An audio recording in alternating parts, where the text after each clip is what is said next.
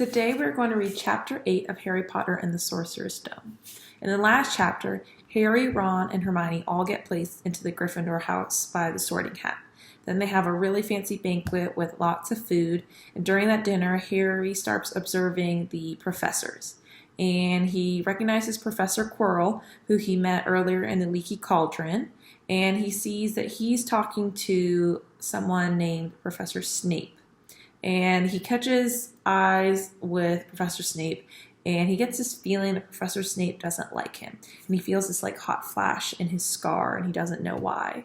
And then that night, he has this nightmare where he has on Professor Quirrell's purple turban, and it's really heavy, and he can't take it off. And Snape and Malfoy, they're laughing at him. And we weren't sure what this dream meant, but it gives us a feeling that there's going to be some tension between Harry and Snape. Chapter 8, The Potions Master. There, look. Where? Next to the tall kid with the red hair. Wearing the glasses? Do you see his face? Did you see his scar? Whispers followed Harry from the moment he left his dormitory the next day. People lining up outside classrooms stood on tiptoe to get a look at him, or doubled back to pass him in the corridors again, staring. Harry wished they wouldn't, because he was trying to concentrate on finding his way to classes. There were 142 staircases at Hogwarts, wide sweeping ones, narrow rickety ones, some that led somewhere different on a Friday, some with a vanishing step halfway up that you had to remember to jump. Then there were doors that wouldn't open unless you asked politely or tickled them in exactly the right place, and doors that weren't really doors at all, but solid walls just pretending. It was also very hard to remember where anything was, because it all seemed to move around a lot. The people in the portraits kept going to visit each other, and Harry was sure the coats of armor could walk. The ghosts didn't help either. It was always a nasty shock when one of them glided suddenly through a door you were trying to open. Nearly Headless Nick was always happy to point new Gryffindors in the right direction, but Peeves the Poltergeist was worth 2 locked doors and a trick staircase if you met him when you were late for class. He would drop waste paper baskets on your head, pull rugs from under your feet, pelt you with bits of chalk, or sneak up behind you, invisible, grab your nose and screech, "Got your conch!" Even worse than Peeves, if that was possible, was the caretaker, Argus Filch. Harry and Ron managed to get on the wrong side of him on their very first morning. Filch found them trying to force their way through a door that unluckily turned out to be the entrance to the out-of-bounds corridor on the 3rd floor. That's the one that Dumbledore had said was off limits. He wouldn't believe they were lost, was sure they were trying to break into it on purpose, and was threatening to lock them in the dungeons when they were rescued by Professor Quirrell, who was passing. Filch owned a cat called Mrs. Norris, a scrawny dust-colored creature with bulging lamp-like eyes, just like Filch's. She patrolled the corridors alone. Break a rule in front of her, put just one toe out of line, and she'd whisk off for Filch, who'd appear, wheezing, 2 seconds later. Filch knew the secret passageways of the school better than anyone, except perhaps the Weasley twins, and could pop up as suddenly as any of the ghosts. The students all hated him, and it was the dearest ambition of many to give Mrs. Norris a good kick. And then, once you had managed to find them, there were the classes themselves. There was a lot more to magic, as Harry quickly found out, than waving your wand and saying a few funny words. They had to study the night skies through their telescopes every Wednesday at midnight and learn the names of different stars and the movements of the planets. 3 times a week, they went out to the greenhouses behind the castle to study herbology with a dumpy little witch called Professor Sprout, where they learned how to take care of all the strange plants and fungi and found out what they were used for. Easily the most boring class was History of Magic, which was the only one taught by a ghost. Professor Binns had been very old indeed when he had fallen asleep in front of the staff room fire and got up next morning to teach, leaving his body behind him. Binns droned on and on while they scribbled down names and dates and got Emmerich the Evil and Urg the Oddball mixed up.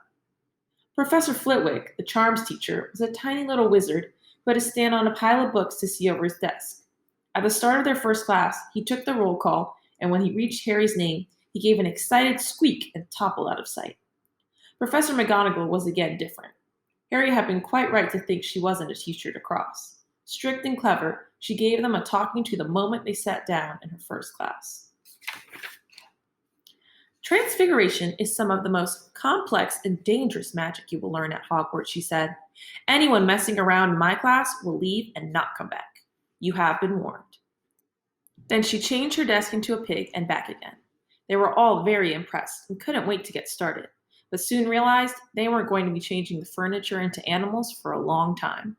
After taking a lot of complicated notes, they were each given a match and started trying to turn it into a needle.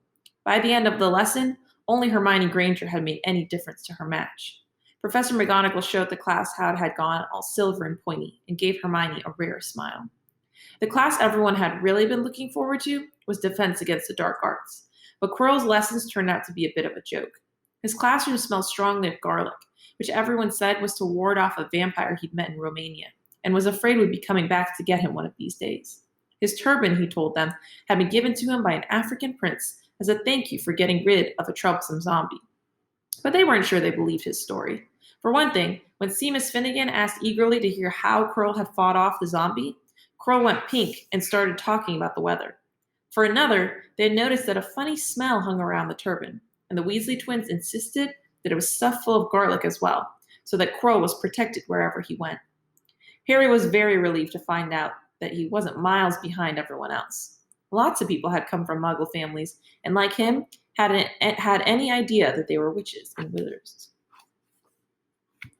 There was so much to learn that even people like Ron didn't have much of a head start. Friday was an important day for Harry and Ron. They finally managed to find their way down to the Great Hall for breakfast without getting lost once. "What have we got today?" Harry asked Ron as he poured sugar on his porridge. "Double potions with the Slytherin," said Ron. "Snape's head of Slytherin House. They say he always favors them. We'll be able to see if it's true." "Wish McGonagall favored us," said Harry. Professor McGonagall was head of Gryffindor House, but it hadn't stopped her from giving them a huge pile of homework the day before. Just then, the mail arrived. Harry had gotten used to this by now, but it had given him a bit of a shock on the first morning when about 100 owls had suddenly streamed into the Great Hall during breakfast, circling the tables until they saw their owners, and dropping letters and packages onto their laps. Hedwig hadn't brought Harry anything so far. She sometimes flew in to nibble his ear and have a bit of toast before going off to sleep in the owlery with the other school owls. This morning, however, she fluttered down between the marmalade and the sugar bowl and dropped a note into Harry's lap.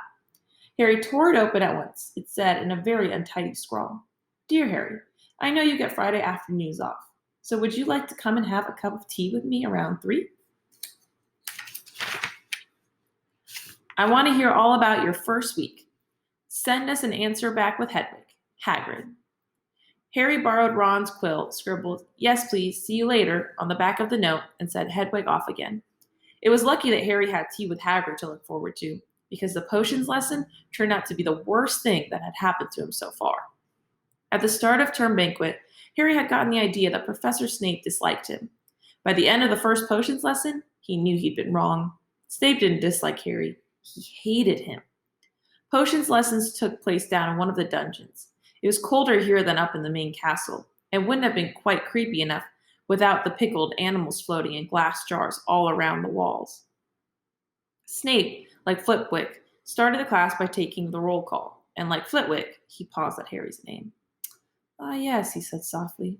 "Harry Potter, our new celebrity." Draco Malfoy and his friends Crabbe and Goyle sniggered behind their hands. Snape finished calling the names and looked up at the class. His eyes were black like Hagrid's. They had none of Hagrid's warmth. They were cold and empty and made you think of dark tunnels.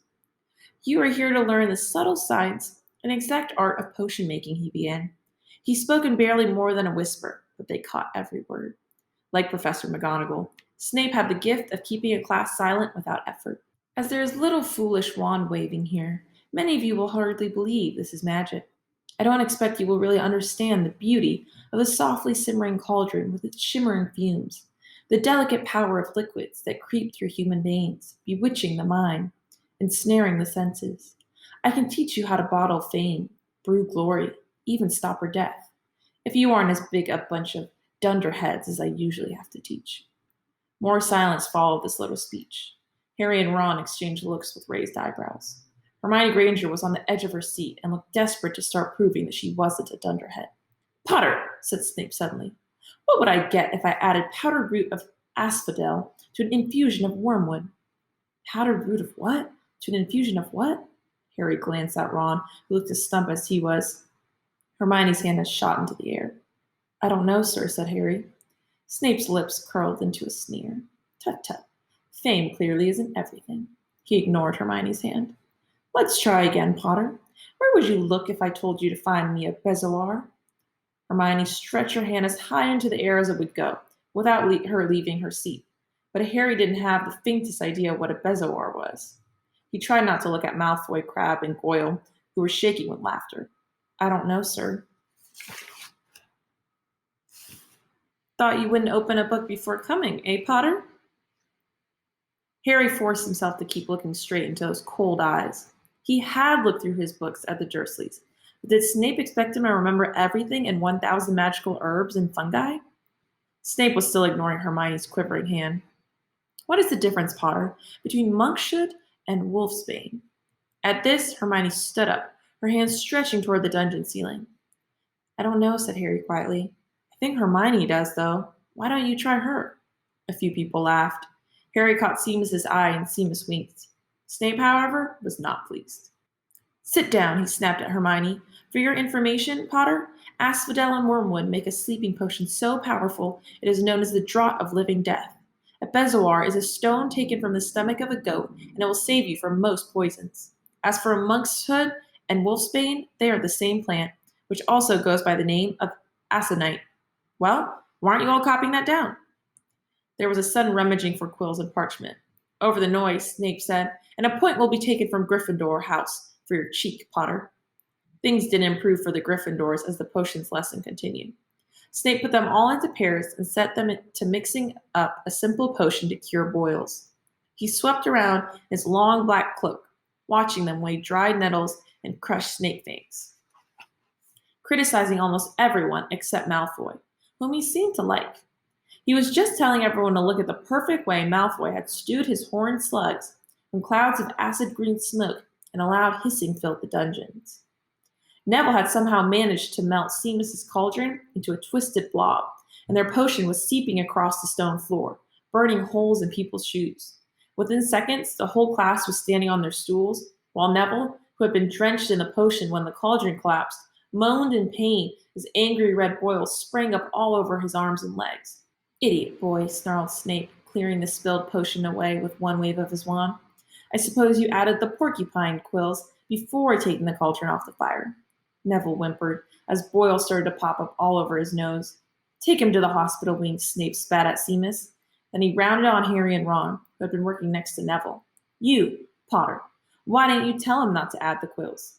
Thought he'd make you look good if he got it wrong, did you? That's another point you've lost for Gryffindor. This was so unfair that Harry opened his mouth to argue, but Ron kicked him behind their cauldron. Don't push it, he muttered. I've heard Snape can turn very nasty. As they climbed the steps out of the dungeon an hour later, Harry's mind was racing and his spirits were low. He had lost 2 points for Gryffindor in his very first week. Why did Snape hate him so much? Cheer up, said Ron. Snape's always taking points off Fred and George. Can I come and meet Hagrid with you? At 5 to 3, they left the castle and made their way across the grounds. Hagrid lived in a small wooden house on the edge of the Forbidden Forest. A crossbow and a pair of galoshes were outside the front door. When Harry knocked, they heard a frantic scrabbling from inside and several booming barks. Then Hagrid's voice rang out, saying, Back, Fang, back! Hagrid's big hairy face appeared in the crack as he pulled the door open. Hang on, he said. Back, Fang! He let them in, struggling to keep a hold on the collar of an enormous black boarhound. There was only one room inside.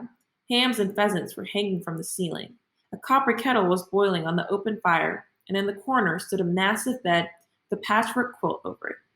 Make yourselves at home, said Hagrid, letting go of Fang, who bounded straight at Ron and started licking his ears. Like Hagrid, Fang was clearly not as fierce as he looked.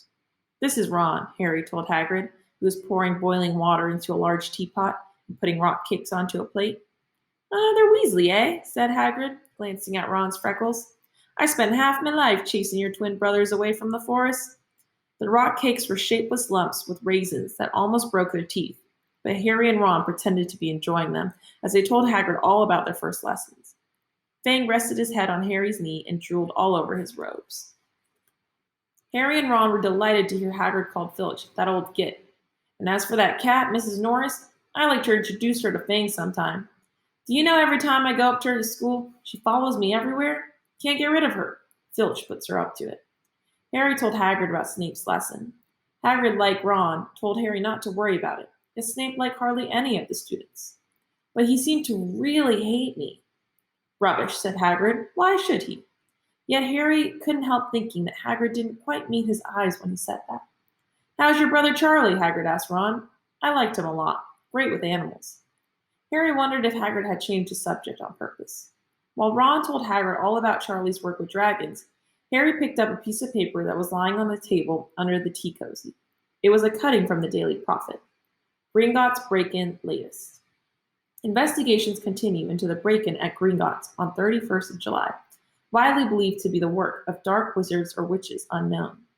Gringotts goblins today insisted that nothing had been taken. The vault that was searched had in fact been emptied the same day. But we're not telling you what was in there, so keep your noses out of it if you know what's good. For you, said a Gringotts spokesgoblin this afternoon. Harry remembered Ron telling him on the train that someone had tried to rob Gringotts, but Ron hadn't mentioned the date. Hagrid, said Harry, that Gringotts break-in happened on my birthday. It might have been happening while we were there. There was no doubt about it. Hagrid definitely didn't meet Harry's eyes this time. He grunted and offered him another rock cake. Harry read the story again. The vault that was searched had in fact been emptied earlier that same day. Hagrid had emptied Vault 713, if you'd call it emptying, taking out that grubby little package. Had that been what the thieves were looking for? As Harry and Ron walked back to the castle for dinner, their pockets weighed down with rock cakes they'd been too polite to refuse, Harry thought that none of the lessons he'd had so far had given as much to think about as tea with Hagrid. Had Hagrid collected that package just in time? Where was it now? And did Hagrid know something about Snape that he didn't want to tell Harry? Lots of big questions there. And I'm really curious what Hagrid got from that vault in Gringotts. I told you guys it's been a very long time since I've read this book or even seen the movie, so I truly don't remember. And I'm really curious. So let me know what you think. What do you think was in that package? And do you have predictions maybe for even why Snape seems to really not like Harry?